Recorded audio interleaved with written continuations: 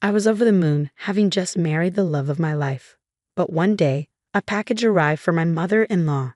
Excitedly, I opened it, only to find a surprise of another kind. It sent my relationship with my husband spiraling into a nightmare.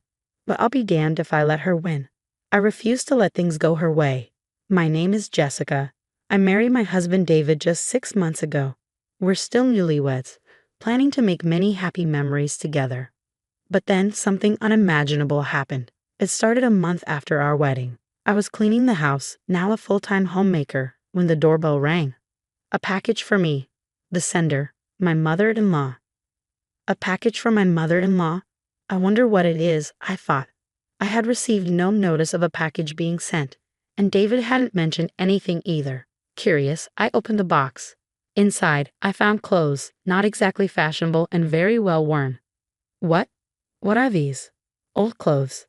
I was flabbergasted by the array of second-hand clothes, some even with holes in them. There were clothes that must have been fashionable once but now were just garish. Just then, the phone rang. It was my mother-in-law. "Oh, Jessica dear, did you get my gift?" No. What part of that is a gift? They're clearly old clothes, and they're hideous. How can anyone possibly see that as a gift? As I stood bewildered by this unexpected situation, my mother-in-law started explaining casually. "You see, those clothes are ones I used to wear a long time ago. I found them when I was tidying up my closet." But mother-in-law, some of them have holes in them." "Don't worry, dear. I included some new ones I bought recently. Please try them on." Despite my confusion, my mother-in-law chattered away cheerfully. Was this harassment or was it really just kindness? Honestly, I couldn't figure out my mother-in-law's true intentions. My husband David came home from work and immediately noticed the mountain of old clothes. "Did Mom just give you a gift? That's nice." It was more like she had given them away rather than given them. Even so, if it was really out of kindness from my mother-in-law, I didn't want to seem ungrateful, so I did mention the holes or the poor taste to David. A month later, another package arrived from my mother-in-law. As expected, it was filled entirely with second-hand clothes in an amount incomparable to the last time. Plus, the designs were even worse than before. Who would wear these? I felt bad for my mother-in-law, but this was nothing short of an unwelcome favor. They were just crowding my closet.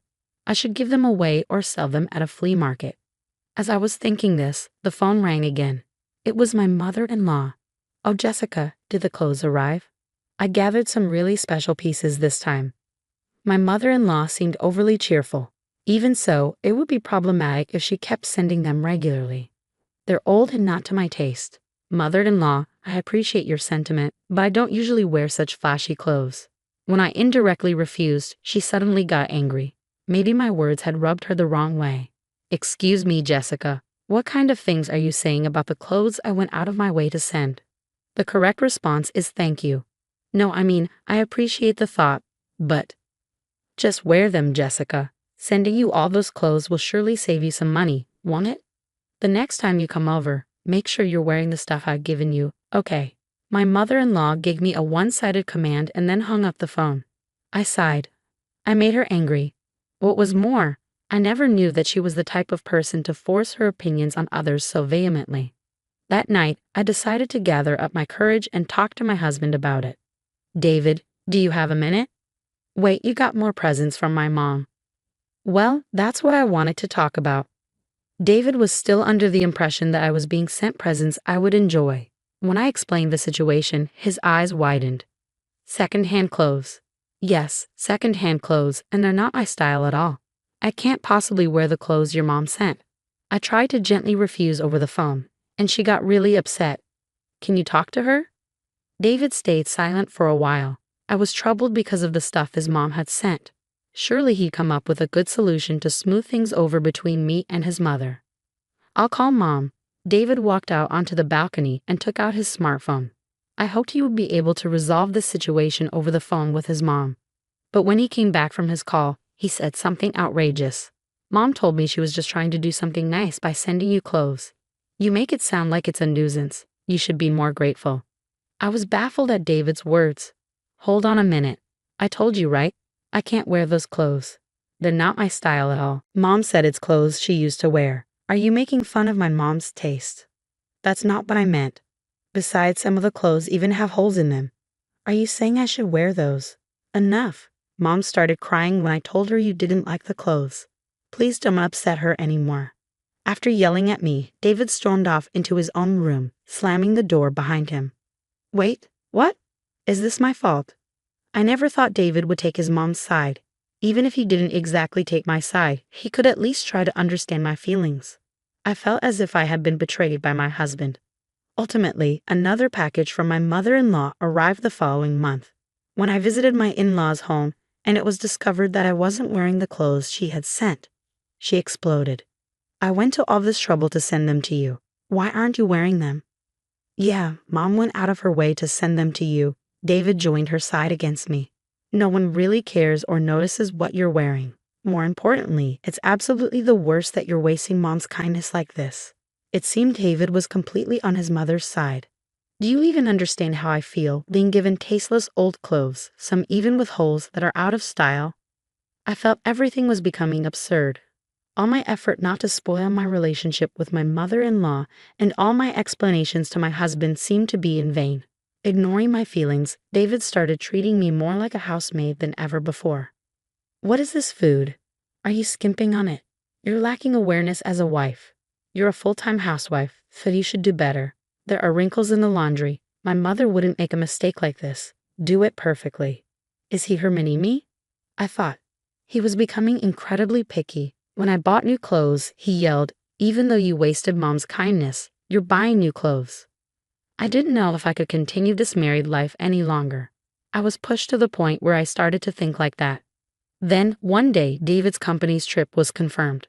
Make sure you prepare for my company trip starting tomorrow.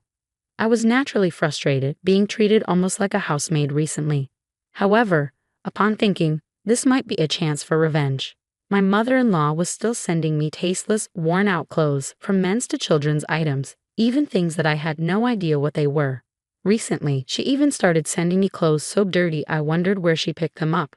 I dug out the men's clothes from there and stuffed them into David's travel bag. This should do. David's company trip was for 2 nights and 3 days. During this time, I stuffed all the rags that had been sent from my mother-in-law into his suitcase. The next day, as soon as David left for his trip, I began packing my things. When I left the house, I put divorce papers on the table that had already been filled out. At that same time, David, who was on his company trip, was being laughed at by his colleagues. Hey, what's with those raggedy clothes, man? Did you pick them up from somewhere? Had a fight with your wife, didn't you? Serves him right. I could picture David panicking. That night, as expected, David called me. Hey, what's with the contents of the suitcase? He was clearly furious, even over the phone. I held back laughter as I asked. Something wrong with your suitcase? What do you mean, something wrong? What's with these raggedy clothes? You got something wrong in your head, making your husband wear such things. You think I'm crazy? I said calmly. David, remember what you said, right? Those clothes were sent out of goodwill by your mom. Wasting such goodwill would be pretty strange for a son, wouldn't it? Apparently, David hadn't realized the clothes I packed were from his mother. At my revelation, he choked on his words. Hey, you listening? Those clothes were sent by your mom. Since you were all for blaming me alongside her, you'll be wearing them without complaint, right? Well, that's... David was utterly flustered. I told him outright, you understand now, right? Did you finally get a feel for what I was going through? I left the divorce papers at home. Divorce. I'll leave the rest to you. And with that, I hung up, leaving things unsaid. David bombarded me with calls and emails, all of which I ignored. Afterwards, I returned to my parents' house. A few days later, my mother-in-law called me. You listen here, you can't get divorced without my approval. If you don't listen, I'll hire a lawyer and sue you for emotional distress. I responded, feel free to do so. A week later, my mother-in-law told me to come to a meeting with a lawyer. I headed to the specified coffee shop. There, my mother-in-law, husband, and someone who seemed to be a lawyer were waiting. What's this? I've already decided on the divorce, so there's nothing to talk about now. With a look like she was about to bite me, my mother-in-law yelled, don't mess around. After all we've done for you, we won't allow a selfish divorce. Exactly, my husband chimed in with her. I've been made a laughingstock at work because of the clothes you made me wear. Now everyone at work is laughing at me. A laughingstock, isn't that directly mocking his own mother's taste in clothes? I thought.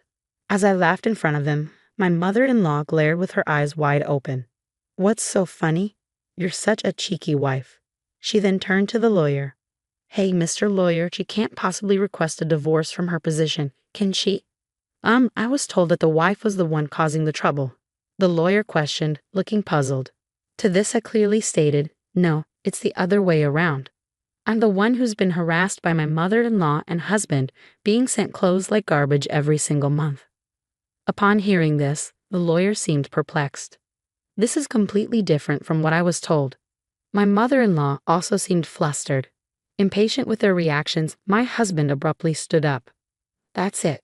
I'm divorcing a useless wife like you. I'm going to demand full emotional distress compensation, he yelled at me. At the sound of his voice, all the customers turned and looked at us. Taking advantage of this, I asked, so does this mean I have to pay emotional distress compensation? Wait, who exactly are you talking to?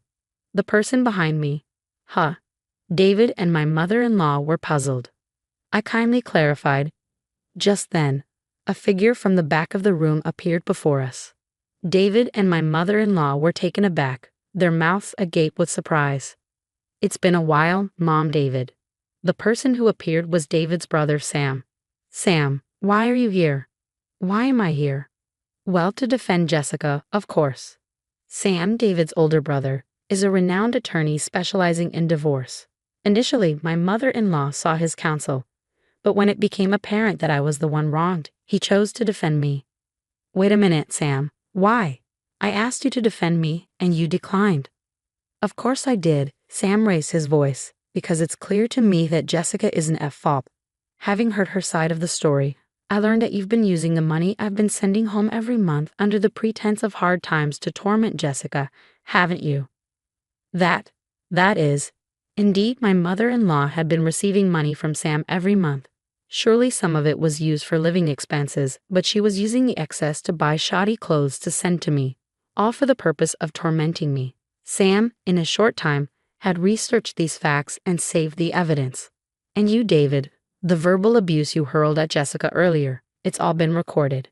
Sam pulled out a voice recorder and played back the harsh words David had shouted earlier. Of course, this too will serve as substantial evidence in the divorce proceedings.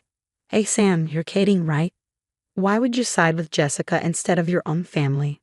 In response to David's outbursts, Sam answered firmly, I'm a lawyer. No matter how you look at it, the fault lies with you too. Your lawyer also seems to see that there's no hope of winning. Maybe he should decline to represent you. At Sam's words, David's lawyer nodded in agreement and quietly left the cafe. So, you two will be the ones paying the alimony. And Mom, I won't be sending any more money. Understand? Leaving these words behind, Sam left the cafe with me. Thank you, Sam, for helping me, even though you're busy. As I bowed my head, Sam gave me a warm smile. No worries. I just can't stand injustice, family or not. I'm really grateful for your help this time. Thank you so much. And so, thanks to Sam, I was able to divorce peacefully. Of course, I received substantial alimony from my mother-in-law and David. After the divorce, I haven't heard from my mother-in-law or David and have been living a peaceful life. Even though I had to part with Sam, who was so kind to me, because I divorced David, I felt a bit sad. But I need to move on quickly and live my own life, the best life that David and my mother-in-law could ever envy. With that promise in my heart, I started my new life.